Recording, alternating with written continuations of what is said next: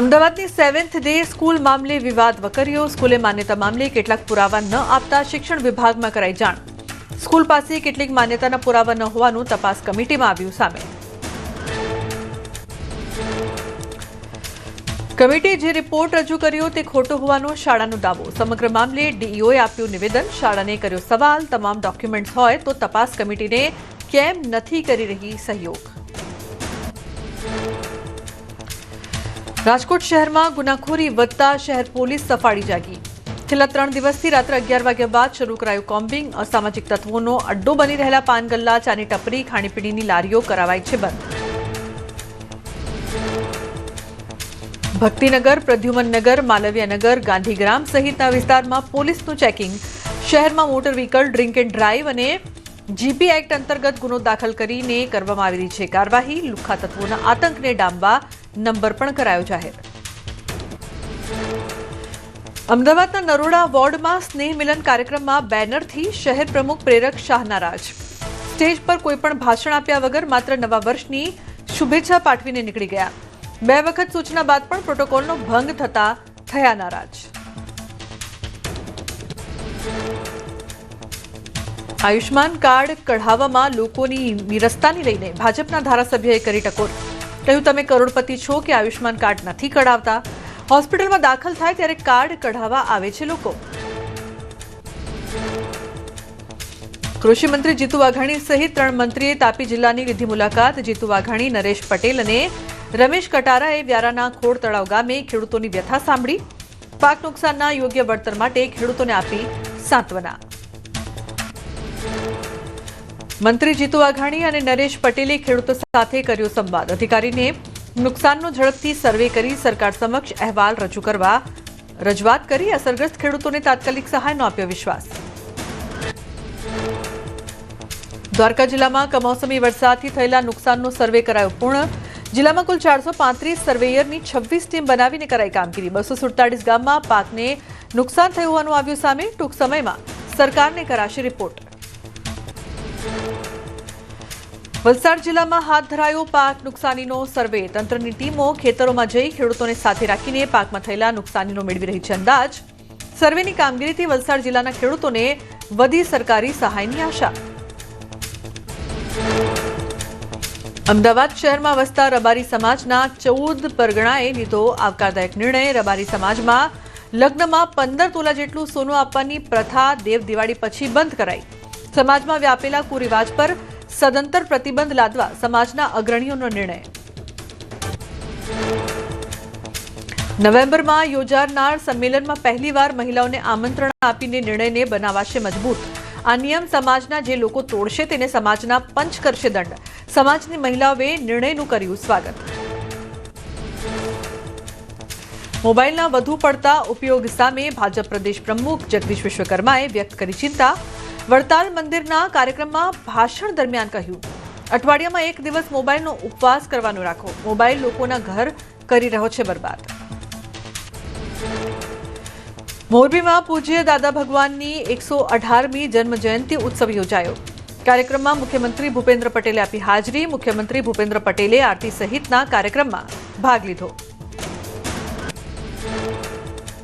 પ્રધાનમંત્રી મોદી 15 નવેમ્બરે ફરી આવશે ગુજરાત। નર્મદાના ડેડિયાપાડામાં આયોજિત બિરસા મુંડાની જન્મજયંતિની ઉજવણીમાં આપશે હાજરી। પીએમના આગમનને લઈને તંત્રએ કરી તૈયારીઓ। આદિવાસીઓના વિકાસ માટે પીએમના પ્રયાસને લઈ સાંસદ મનસુખ વસાવાએ માન્યો આભાર। રાજ્યમાં હજી 24 કલાક રહી શકે છે વરસાદી માહોલ। ભારે પવન ફૂંકાવાની શક્યતા। આજે કેટલાક જિલ્લાઓમાં હળવા વરસાદની શક્યતા। 24 કલાક બાદ હાલ પૂરતી માવઠાથી મળી શકે રાહત। ખેડૂતો માટે રાહત થોડા દિવસ પૂરતી જ હશે। હવામાન નિષ્ણાંત અંબાલાલ પટેલની આગાહી। 18 થી 24 નવેમ્બરે ફરી આવી શકે છે માવઠું। 16 થી 18 નવેમ્બરમાં બંગાળ ઉપસાગરમાં ભારે ચક્રવાત સર્જાશે।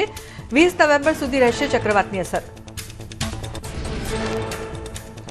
મોડી રાત્રે સાબરકાંઠાના વાતાવરણમાં આવ્યો પલટો। હિંમતનગર સહિત પરબડા, કેસરપુરા, કરણપુર, હાજીપુર, હાપા, કાટવાડ, ગઢોડા સહિતના ગ્રામ્ય પંથકમાં વરસ્યો વરસાદ।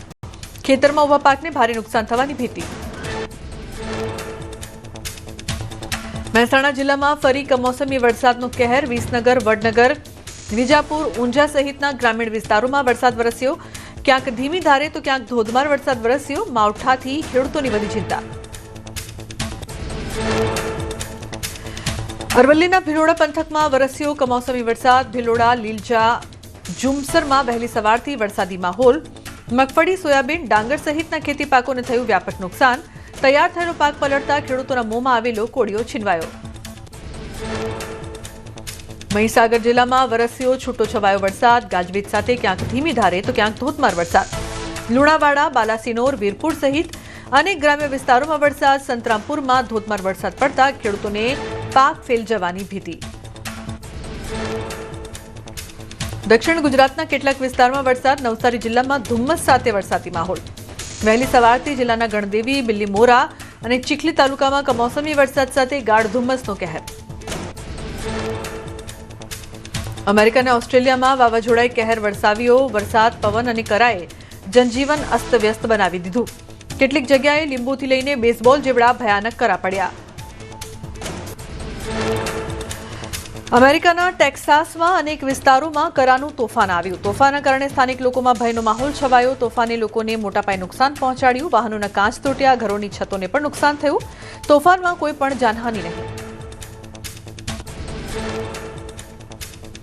ટેક્સાસમાં કરાના તોફાન સાથે તેજ પવન અને ભારે વરસાદ વરસ્યો. વરસાદ પડતા રસ્તાઓ પર પાણી ભરાયા. વીજ પુરવઠો ખોરવાયો. અનેક વિસ્તારોમાં વીજળી ગુલ થઈ જવાથી રહેવાસીઓને મુશ્કેલીનો સામનો કરવો પડ્યો. ઓસ્ટ્રેલિયામાં ફરી એકવાર મોસમે મિજાજ બદલ્યો. અચાનક વાતાવરણમાં પલટો આવ્યો. ભારે વરસાદના કારણે પાણી વહેતું થયું. વરસાદ અને કરાના કારણે જનજીવન અસ્તવ્યસ્ત બન્યું. સાઉથ ઇસ્ટ ક્વીન્સલેન્ડમાં કરાનો વરસાદ વરસ્યો. તેજ પવન ફૂંકાયો. એક ગાર્ડનમાં કરાનો ઢગલો થયો. કેટલીક જગ્યાએ લીંબુ જેવડા આકારનો તો કેટલીક જગ્યાએ બેઝબોલ જેવડા આકારના કરા જોવા મળ્યા. કરા પડવાના કારણે અનેક પશુઓ પરેશાન થયા. 2 કાંગારૂ કરાના વરસાદમાં આમ તેમ દોડતા નજરે પડ્યા. કેટલીય જગ્યાએ 100 કિલોમીટરની ગતિથી પવન ફૂંકાયો. કેટલાય રહેણાંક વિસ્તારોમાં ભયનો માહોલ. કરાના વરસાદના કારણે સ્થાનિક તંત્રને સેંકડો ઇમરજન્સી કોલ્સ મળ્યા. કેટલીય જગ્યાએ સંપત્તિને નુકસાનના અહેવાલ મળ્યા. જ્યારે કેટલાક સ્થળોએ વૃક્ષો ધરાશાયી થયા. વીજળી ગુલ થતા લોકોના ઘરોમાં અંધારપટ છવાયો.